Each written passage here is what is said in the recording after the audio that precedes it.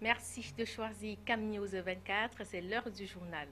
La Fédération nationale des praticiens de la médecine naturelle et tradipraticienne du Cameroun, FENACAM, était face à la presse ce jeudi 1er septembre 2016 à Douala. Au centre de cet échange avec les hommes et femmes de médias, la signification de la journée africaine de la médecine traditionnelle. Les détails dans un instant. Extrême Nord, l'administrateur du programme des Nations Unies pour le développement, au chevet des populations du canton de Zamé dans le Mayo-Tianaga. Hélène Clark a procédé à la cérémonie de la pose de la première pierre pour la construction d'un fourrage au marché à bétail de la dite localité ce 30 août. Voilà pour le sommaire, bienvenue au journal. Journée africaine de la médecine traditionnelle édition 2016, la Fédération nationale des praticiens de la médecine naturelle et tradipraticienne du Cameroun, en abrégé FENACAM, était face à la presse ce jeudi 1er septembre 2016 à Douala.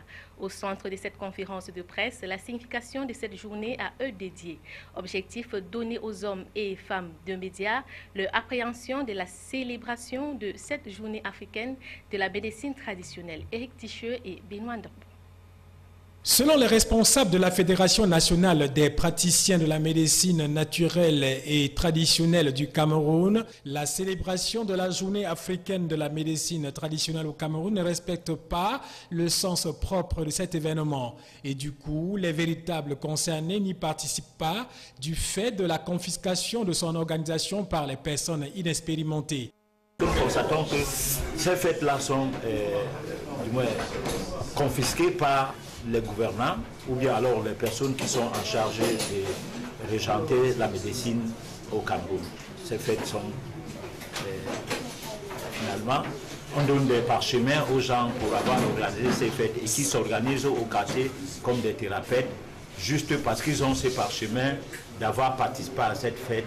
Et là, on favorise le charlatanisme. Et nous avons des difficultés cette fois-là de ne plus... On a les difficultés de se faire comprendre à ce moment-là. Donc on peut dire que l'État ne nous aide pas.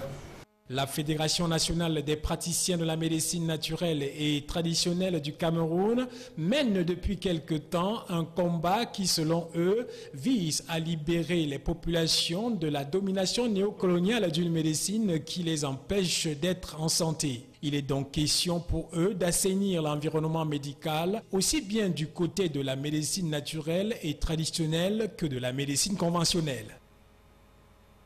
La salle des banquets des services du gouverneur de la région du Littoral a abrité ce 31 août 2016 la cérémonie de lancement officielle de la campagne de sensibilisation sur les règles de transport et de la sécurité routière en vue des CAN 2016 et 2019 qu'organise le Cameroun, présidé par le ministre des Transports. Les différents acteurs dans le littoral ont été appelés à bien jouer leur rôle dans le respect du cahier de charges qui incombe au Cameroun dans l'organisation des deux compétitions. Les détails avec Benoît Ndormo, Colombe Katal. C'est un réel plaisir pour moi de prendre la parole et de me retrouver ici à Douala. Le ministre des Transports, Edgar Alain Mbengo, a procédé ce 31 août à Douala au lancement officiel de la campagne de sensibilisation sur les règles de transport et de la sécurité routière en vue des CAN 2016 et 2019 qu'organise le Cameroun. Opérateurs, concessionnaires, agréés des transports, partenaires sociaux, syndicalistes des transports présents ce jour dans la salle des banquets des services du gouverneur se sont imprégnés des instructions du ministre dont l'objectif est de garder Douala dans son rang de métropole principale de l'Afrique centrale. Dans le respect du cahier de charges qui incombe au Cameroun pour l'organisation des deux compétitions, les transporteurs dans le rôle qui est le leur doivent veiller entre autres choses au bon état de leur véhicule, à l'aspect soigné des conducteurs, à la courtoisie, à la réglementation des mototaxis, aux chefs d'entreprise du secteur des transports, aux services centraux déconcentrés du ministère des Transports pour le littoral et à l'administration. Le ministre Alain Mbengo engage chaque secteur à prendre ses responsabilités. Les professionnels des transports, en particulier les transports terrestres, doivent prendre conscience de leurs responsabilités. Vous savez, à l'occasion de ces cadres, nous aurons des sportifs, des délégations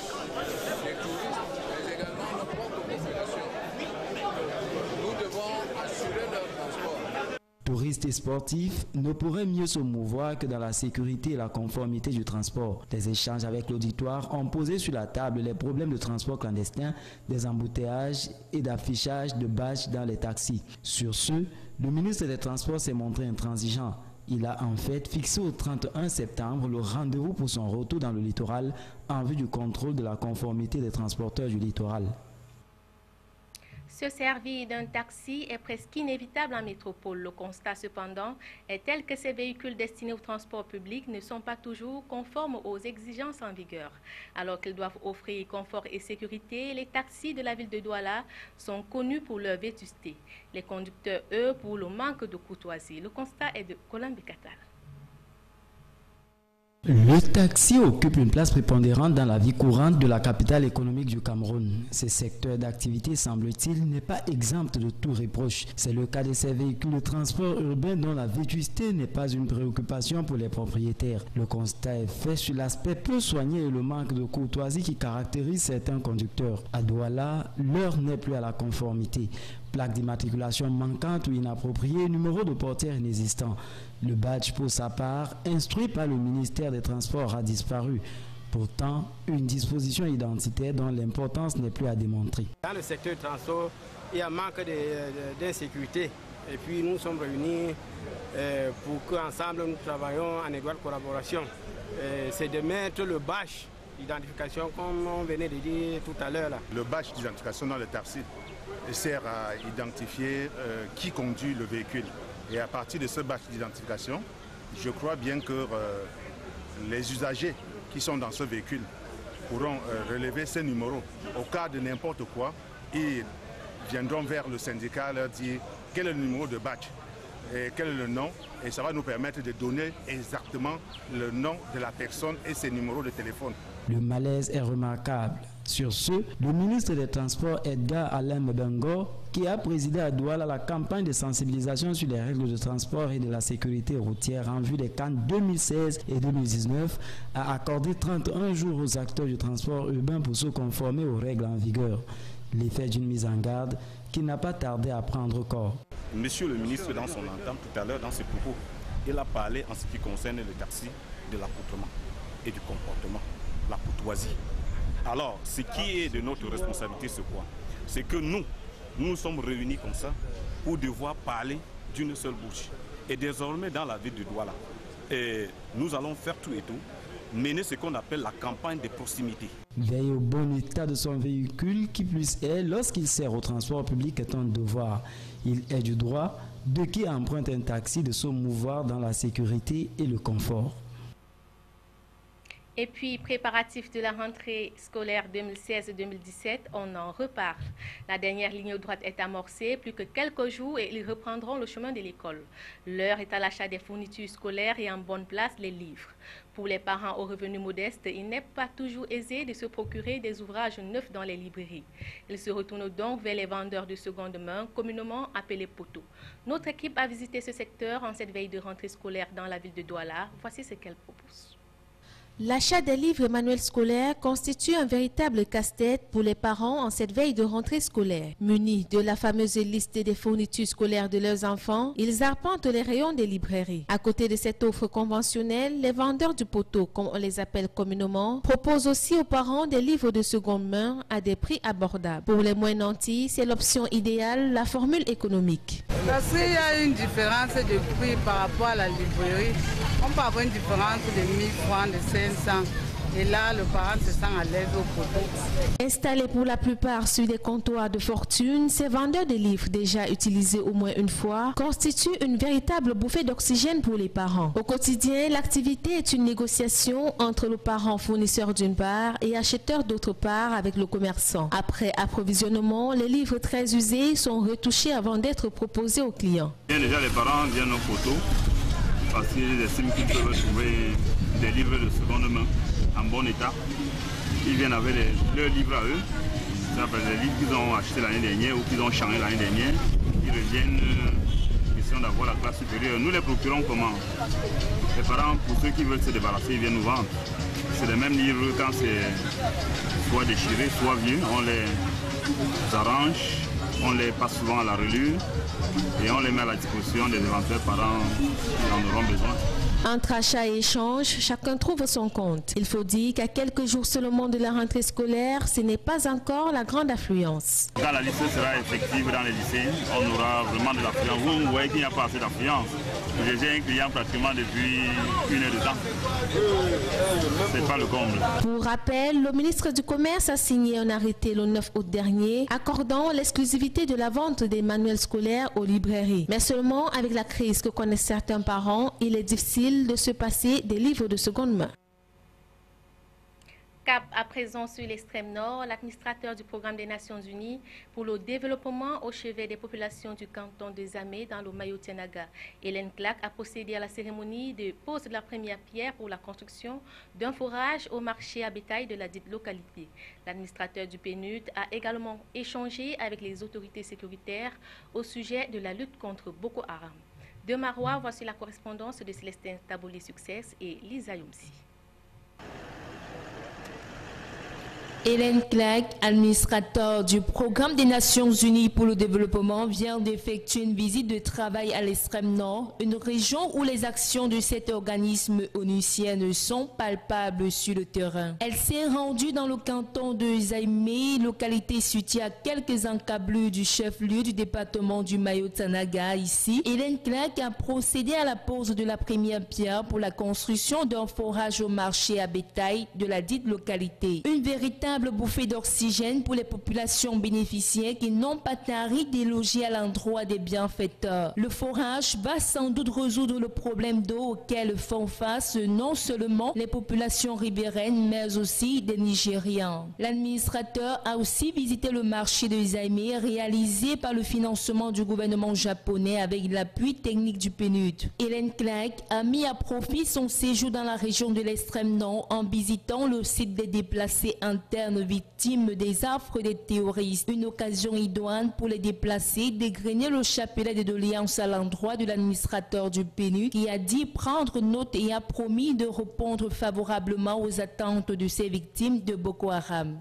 Les écoles soient reconstruites et surtout que les jeunes puissent effectivement avoir accès à des jobs qui permettra d'aller réellement le... Avant de quitter l'extrême nord, Hélène Clark a eu un entretien avec le commandant du premier secteur de la force multinationale mixte, le général de brigade Boubaïdaï Koré. Au menu des échanges, la situation sécuritaire dans la région, notamment les efforts déployés par les forces de défense et de sécurité dans la lutte contre la secte islamiste Boko Haram.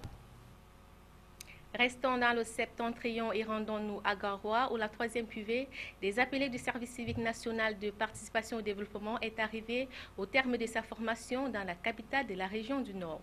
100 au total, ils ont reçu leur certificat de fin de formation à l'école publique de Rumde Adia sous la houlette de Fidel Tenyi, secrétaire général des services du gouverneur, et de Alidou Sadio, représentant du directeur général du service civique. Le point avec Jiska Amanbonier, Donald Anouzwa. Ils sont 100 cette année contre 600 appelés en 2015 à avoir bénéficié pendant 30 jours de l'encadrement du service civique national de participation au développement. 4 semaines de formation savamment exploitées par le chef d'antenne et les encadreurs qui en peu de temps ont fait de ces jeunes des citoyens modèles qui seront partagés avec les autres les connaissances reçues. Des performances qui n'ont pas laissé indifférent le représentant du gouverneur Fidel Tenyi et Alidou Sadio, représentant du directeur général du service civique national de participation au développement. Il s'agit donc de citoyens modèles qui pourront, à notre avis, être des relais des pères éducateurs et impacter positivement sur le plan du développement du niveau de moralité dans notre pays. Donc aujourd'hui, comme vous pouvez le constater, la session a duré 30 jours. 30 jours parce que nous avons eu quelques restrictions au niveau des contraintes financières au niveau de l'agence, mais les échéances prochaines, nous allons respecter le calendrier des 30 jours qui sont assignés à cette formation obligatoire. Au cours de leur formation, les 100 appelés au service civique vont acquérir des connaissances à travers des modules portant sur le civisme, la vie associative, le secourisme, la protection de l'environnement, la formation sociale et sanitaire, les travaux d'intérêt général et culturel. Cette cuvée en termes d'innovation va aussi bénéficier du module de l'initiation à l'informatique.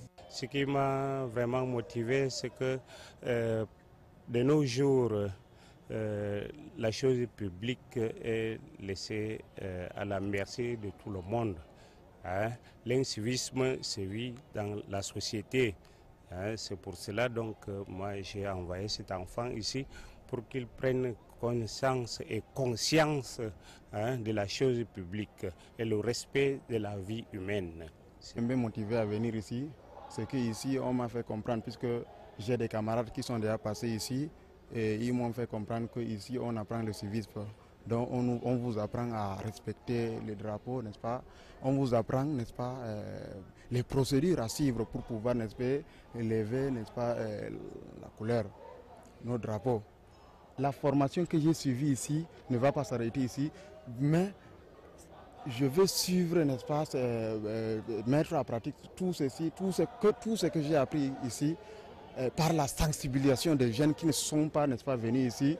Donc, je vais les sensibiliser afin qu'eux aussi, ils passent, n'est-ce pas, l'année prochaine ici pour découvrir ce qui se passe ici.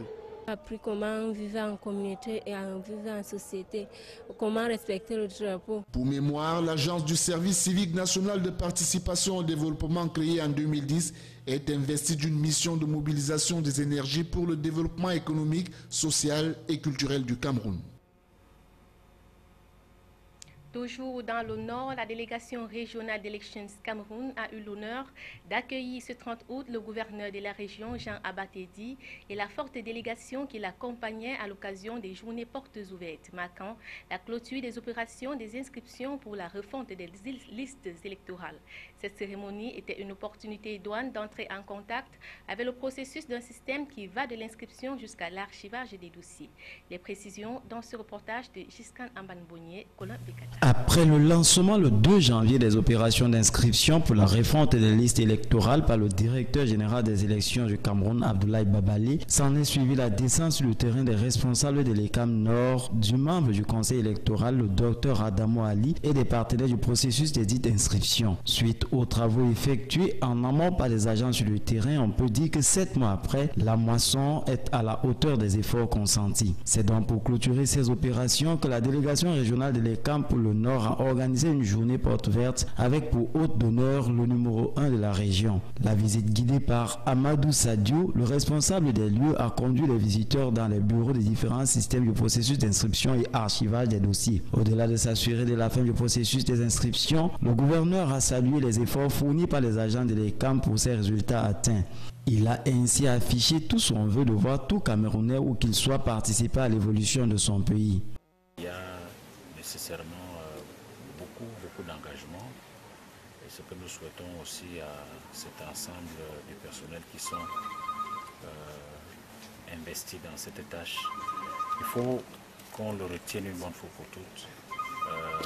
Participer à une élection est un devoir citoyen et nous devons encourager l'ensemble des citoyens qui ne sont pas toujours inscrits à pouvoir le faire parce que c'est de cette manière qu'on participe véritablement aussi au développement de son pays.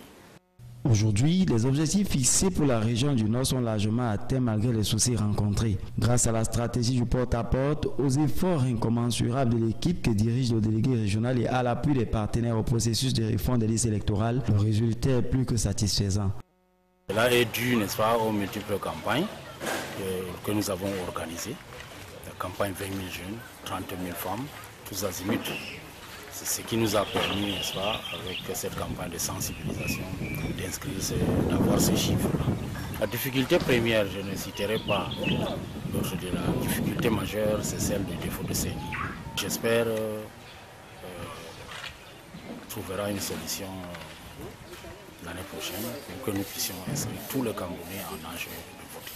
Pour ceux qui traînent encore le pas et qui jusqu'ici n'ont pas de carte nationale d'identité, le rendez-vous a été donné pour l'année 2017. Pour sortir de ce journal présidentiel au Gabon, Ali Bongo Ondimba, à nouveau réélu président de la République. Mais les tractions autour de cette élection laissent certains observateurs pointer un doigt accusateur sur certaines puissances étrangères. Justice Toto. Ali Bongo Ondimba, 57 ans, fils de l'ex-président Omar Bongo, a été officiellement désigné vainqueur de l'élection présidentielle au Gabon Pendant plusieurs heures déjà, la pression montait alors que le camp du président sortant revendiquait la victoire, tout comme son rival, l'opposant Jean Ping, 73 ans et ancien homme fort du père d'Ali. D'après des documents officiels, Ali Bongo l'emporte avec 5500 voix. Les délégués de Jean Ping contestent les résultats dans une des 9 provinces du pays, le Haut-Ogooué, fief de l'ethnie Teke des Bongo. Dans cette province, le président sortant a obtenu 95,86% des suffrages avec une participation de 99,93% pour 71 714 inscrits d'après le procès verbal qui devait servir de base au débat. Ce score aurait permis au président sortant de remporter la victoire avec 49,80% au niveau national contre 48,23% pour son rival Jean Ping, avec un taux de participation de 59,46%, toujours selon ces documents, ce qui représente une différence de 5594 voix en faveur d'Ali Bongo devant son adversaire sur 627 805 électeurs inscrits pour l'élection présidentielle qui s'est déroulée samedi dans le calme. Face à ces contestations, la France, par un message de son ministre des Affaires étrangères, Jean-Marc Ayrault, s'est une fois de plus impliqué dans les affaires africaines en demandant la publication des résultats dans tous les bureaux de vote et réitérant son souci de transparence. C'était l'essentiel de l'actualité. De votre attention, merci. Percez d'agréables moments en compagnie de CAM News 24, votre chaîne d'information en continu.